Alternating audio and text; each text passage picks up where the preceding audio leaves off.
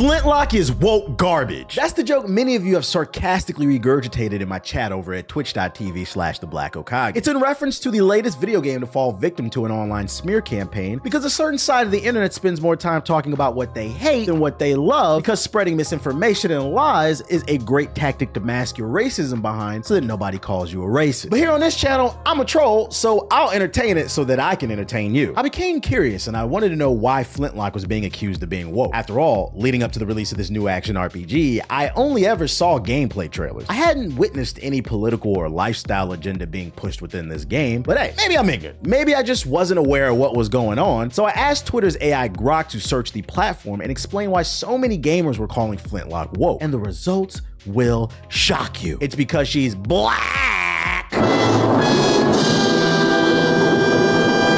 So viewers, join me in on this adventure as together we investigate and dive deeper into the history of the studio behind Flintlock, its development, the woke controversy surrounding it, and hell, I'll even throw in my first impressions of the game, because here on this channel, we actually play games instead of grifting 24/7 online from our mother's basement. But before we touch on my impressions of the game, let's talk the history of Flintlock. Down in the dust where black and lungs. So who's the studio behind the latest game to have the internet's panties in a bunch? They go by A44 Studios. It's a fairly new studio formed out of New Zealand back in 2013. They're a ragtag group of Kiwis with just $1 and a drink. I took a peep around their website and they've got this whole we're all in it together vibe going on. Their site proclaims their workplace isn't just about making games, but inclusivity, accountability, and open communication. It would seem they actually care about their employees, but some people on the internet might deem that as woke. Now when it comes to the resume, Flintlock isn't their first game. That would be a title called Ashen, and it was made by a small team of only 30 people. Ashen is an open world action RPG with co-op that's currently sitting at almost an 80 overall Metacritic average. That's not bad for a first outing from a new studio. So now you might be wondering, well, what does this have to do with Flintlock? Well, it would seem their studio's philosophy of inclusivity isn't just for the hiring process. It actually bleeds into the art that they create. The star of Flintlock is a black woman named Nora Vanek, and because of that choice, for some people, this game is now unplayable. But why is it unplayable? Let's dive a little deeper into why some of the internet's top online scholars are now calling Flintlock trash. Down in the dust where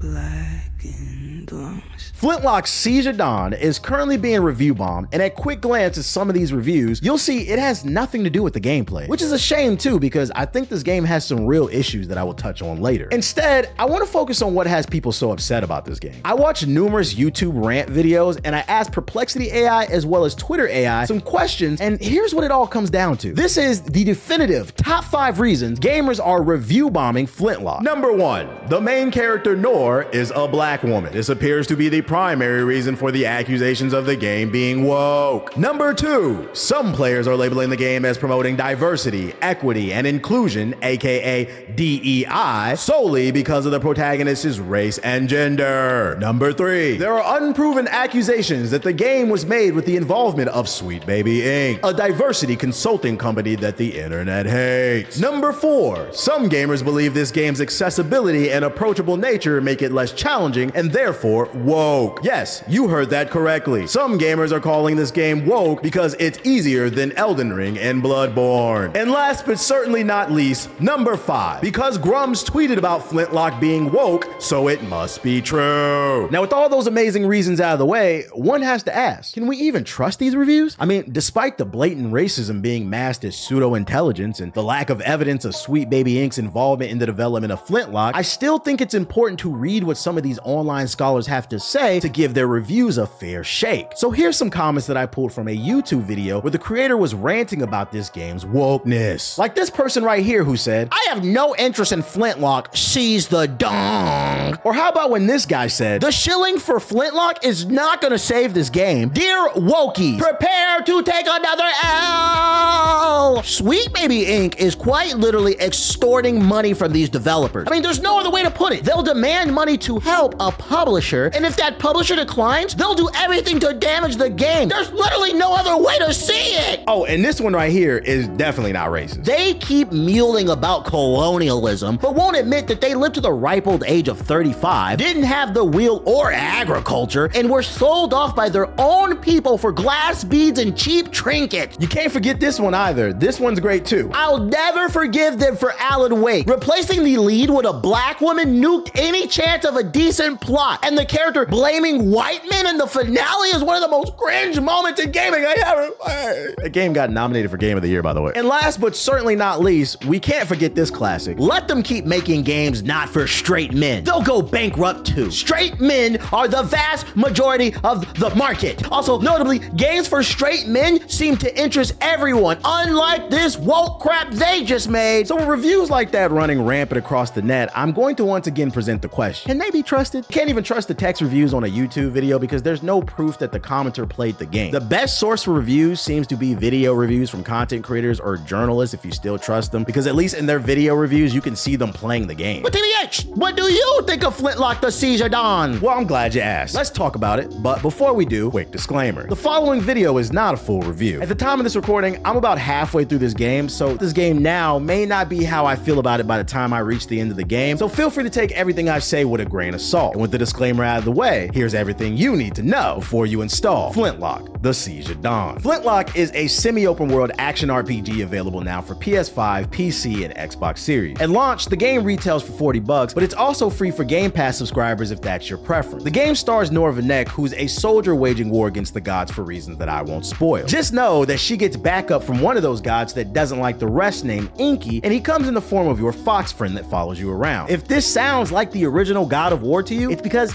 it kinda is. Now, if you're worried about any woke elements infiltrating this game, I'm here to let you know that you have nothing to be worried about. Yes, it's true, this game stars a black woman, and if that's problematic for you, then I'm gonna have to ask you to take a hard look in the mirror. There isn't any cringy leftist dialogue. This game isn't pushing some political agenda or alternative lifestyle. It's just a fantasy action game that happens to star a black woman. I describe Flintlock as a semi-open world action RPG, meaning at first glance, the world seems far and wide, but it's really not. Even the developers have described this game as a wide linear game, and I tend to agree with that statement. You never get lost on where you're supposed to go, but the game does allow just enough wiggle room for the player to explore. And you're gonna wanna explore too, because this game rewards players for checking their corners in the form of loot, lore, and secret boss fights. One of my favorite things about this game is actually exploring, and it's because there's a heavy emphasis on platforming. I grew up on games like Ape Escape and Spyro the Dragon, so any game that allows me to jump around and be whimsical, I am here for. For the most part, platforming is tight and concise. Nora has a great flow to her movement, and her use of her flintlock pistol to extend jumps adds an extra layer of flair. If you explore the game, it'll reward you with these purple portals that you can jump to so you can quickly fly through environments, and it looks really cool, and it's like its own way of fast travel, but also this game also features traditional fast travel. The platforming also adds some creativity to the combat, as you're not grounded like some of these other Souls-like games. My only knock on the platforming is sometimes it feels like you have butter on your feet. Don't land too closely to the edge of an environment because you will slide off and then you will be raised. Another core element of the gameplay is the combat. I describe Flintlock as a Souls-light game. Not Souls-like, but Souls-light. L-I-G-H-T, meaning there's elements of a Souls game, but it's not really a Souls game. There's still those elements of circling your enemy, resisting to mash and attack, parrying and dodging, but this title is much more fast-paced, and not to mention, it is easier. Truthfully, there hasn't been a moment where I was tilted playing this game. I'd say it's a very fair challenge that the average gamer should be able to handle so long as you're not doing stupid stuff. I'd actually go as far as to say this game would be easy if it didn't have some jank to the combat. What I failed to mention earlier is Flintlock is a AA game, meaning you can tell they had AAA ambitions, but the budget, time, and maybe even the talent just wasn't quite there. Some of the stuff in this game feels artificially difficult simply because this game isn't always the most responsive. Specifically speaking on the parry mechanic. It's just not smooth and it's tough to deal with sometimes because at the moment I'm actually playing Sekiro Shadows Die Twice at the same time as Flintlock, and that game, Sekiro, it's still the best standard when it comes to parrying in video games, so I can't help but compare the two. The good news is that this game doesn't seem to force the player to master the weird parry window. Dodging is a viable strategy that I've been using, as well as Nora's pistol. Nora has this flintlock that recharges ammo on every successful attack, and you'll need that ammo because certain attacks can only be interrupted by a well-timed shot. I thought that was interesting the way they switched up the formula, as well as what they did with this game's XP system. In this game, you get XP for every kill, and you can increase each enemy's XP output by reducing the number of times you get hit. You get a multiplier every time you hit someone without getting hit, but the catch is you'll lose all your XP the moment you get hit, so you, the player, have to decide when you want to cash out before it's too late by holding down left on the D-pad. I think that's an interesting way for the best players to style on their enemies, and it also encourages you to take more risk and play more fast-paced. I just wish the skill tree wasn't so expensive in this game. It almost feels like you have to play perfectly in combat to activate those multipliers, because Nora's skill tree is deep, but it's also expensive. Things start out relatively cheap, cheap, but soon after, everything on her skill tree jumps up in double digits in XP cost. It's a shame too, because judging by the description of the moves, they seem pretty cool. Another unique thing about the combat is your partner Inky. He comes with his own movesets that can help set up combos and cast magic. His main utility is to help take down enemies with purple shield. Once that's done, you can levitate them and produce a combo. Inky is crucial against stronger enemies, especially when you cast Nora's ult. It's easy to get caught up in only using the game's basic attacks and dodges, but don't forget your partner in crime. And even if at any point the combat feels overwhelming for you, it's no biggie, because once again, this ain't a Souls game, it's a Souls light. What that means is that Flintlock has an innovative feature that allows the user to get up and use the bathroom mid-combat. That's right, ladies and gentlemen. Flintlock, the Seizure Dawn, allows the player to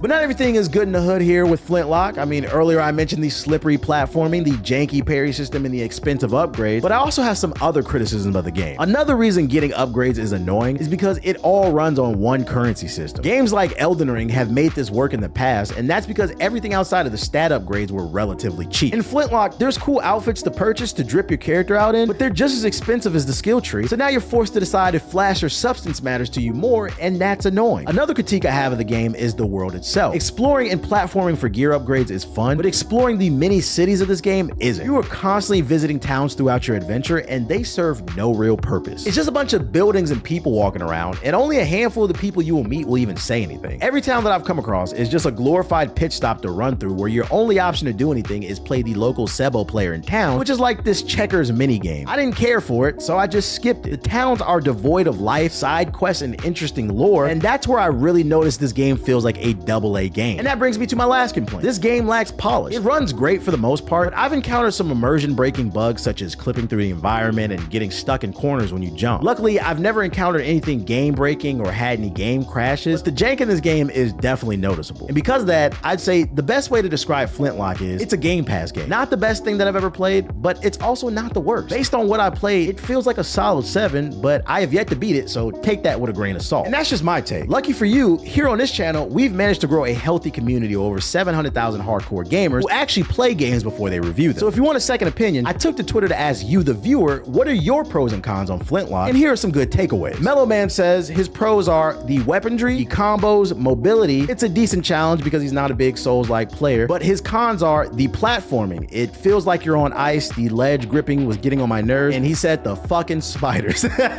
For Mike, he says his pros are it's dope seeing a black lead in a Souls-like game. The combat's fun. He loves how fast you can get new skills, weapons, and armor. His cons are it's fun, but the combat feels a little bit clunky, sometimes with the platforming too, and Nora and Inky have good chemistry, but they aren't super interesting. Raven's pros are the combat, while slightly janky, is super satisfying, the parries and executions are fun, and the power in the guns feel nice, plus the lore is cool. Their cons would be it's a little bit too easy, and the performance is a little bit shoddy. Trippy Maryland's pros are it plays well mostly with rewarding combat, great platforming, a beautiful and vibrant world, plus it's great for the Game Pass. Their cons are the inconsistent parrying, and there's just not enough oomph to the damage. And last but certainly not least, when asked what are your pros and cons for Flintlock, Unneeded Opinion said, I just think it's problematic to exclude people who have not even played the game yet. You and From Software are what are the problem with gaming? And that's just a few opinions from you, the viewer. The last guy's jokes aside, I don't believe Flintlock is a woke video game. If anything, I believe this game isn't finding the success it could because it's painfully average and it was under-advertised by Microsoft. In this day and age where the consumers have more options than ever, you have to put out the most competitive product that you can, or you risk being lost in a sea of daily content that's being released. The perfect example of stiff competition is the game that I played in my previous video, Shadow of the Erdtree. It's a $40 DLC expansion for Elden Ring that puts a lot of $70 games to shame. There's a large amount of quality content there, with the average person reportedly taking almost 40 hours to complete it, but I've also seen people say they have over hundreds of hours on the DLC. And if you want to know why, all you have to do is click the card on the screen to find out what made me uninstall Shadow of the Erdtree.